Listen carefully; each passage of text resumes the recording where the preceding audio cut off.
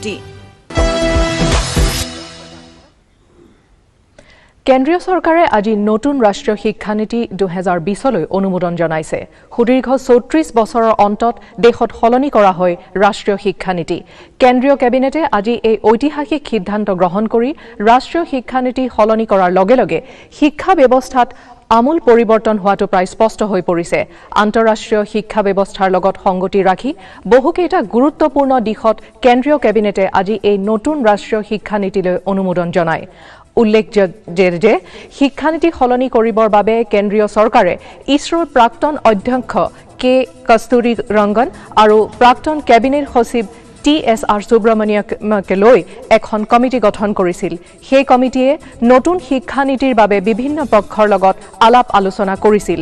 2.5 লাখ গাঁও পঞ্চায়ত, 6,600 ব্লক আৰু 607খন জিলাৰ প্ৰতিনিধিৰ লগত উক্ত বিষয়ক লৈ আলোচনা কৰিছিল। সুদীৰ্ঘ এই আলাপ আলোচনাৰ অন্তত উক্ত কমিটিৰ পৰামৰ্শৰ ভিত্তিত প্ৰস্তুত কৰা নতুন ৰাষ্ট্ৰীয় শিক্ষানীতিলৈ কেবিনেটে আজি অনুমোদন জনোৱাৰ কথা তথ্য আৰু সম্প্ৰচাৰ মন্ত্ৰী প্ৰকাশ জাভ্ৰেকাৰ আৰু মানৱ সম্পদ উন্নয়ন দপ্তৰৰ মন্ত্ৰী ৰমেশ পোখৰিয়ালে এখন সংবাদ মেলত সদৰি কৰে। এই নতুন শিক্ষানীতিৰ আধাৰত এতিয়াৰ পৰা উচ্চ শিক্ষাৰ প্ৰতিষ্ঠানসমূহক পৰ্যায়ক্ৰমে স্বতন্ত্ৰ অধিকাৰ দিয়া হ'ব। এই স্বতন্ত্ৰ অধিকাৰৰ ক্ষেত্ৰত প্ৰশাসনিক আৰু বিত্তীয় ব্যৱস্থাও অন্তৰ্ভুক্ত থাকিব। সেইদৰে শিক্ষা খণ্ডত ৰাজহুৱা বিনিয়োগৰ হাৰ 6% বৃদ্ধি নিৰ্ধাৰণ হৈছে।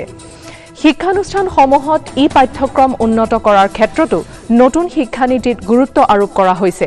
সমান্তৰালকৈ আঞ্চলিক ভাষাৰ শিক্ষা প্ৰসাৰৰ ক্ষেত্ৰত নতুন শিক্ষানীতিত গুৰুত্ব আৰোপ কৰিছে।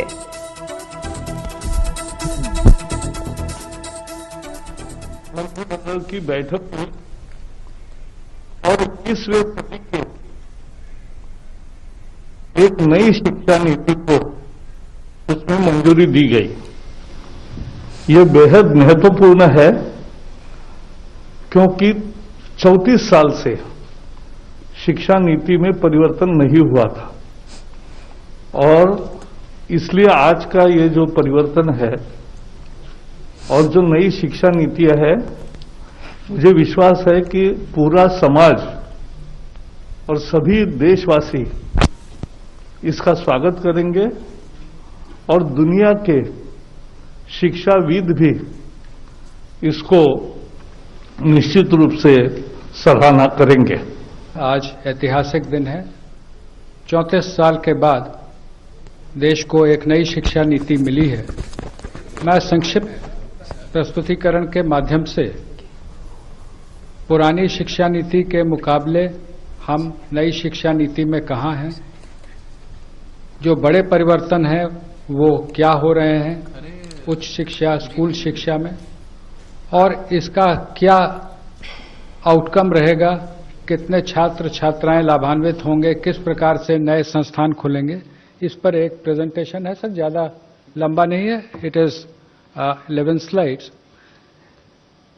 I'll just give you the background that starting with the University Education Commission way back in 1948, there was Secondary Education Commission followed by Kothari Commission. And Kothari Commission was the one which led to the formulation of the National Policy on Education in 1968. Now from 68 to 86, the same policy continued. 86, there was the new policy, the NPE, National Policy on Education 86. उसका संशोधन बहुत सीमित रूप से 1992 में 1992 it was amended, but actually it is the 86 policy which had been continuing till date, that is for last 34 years. सरकार ने 2 समितियां बनाई।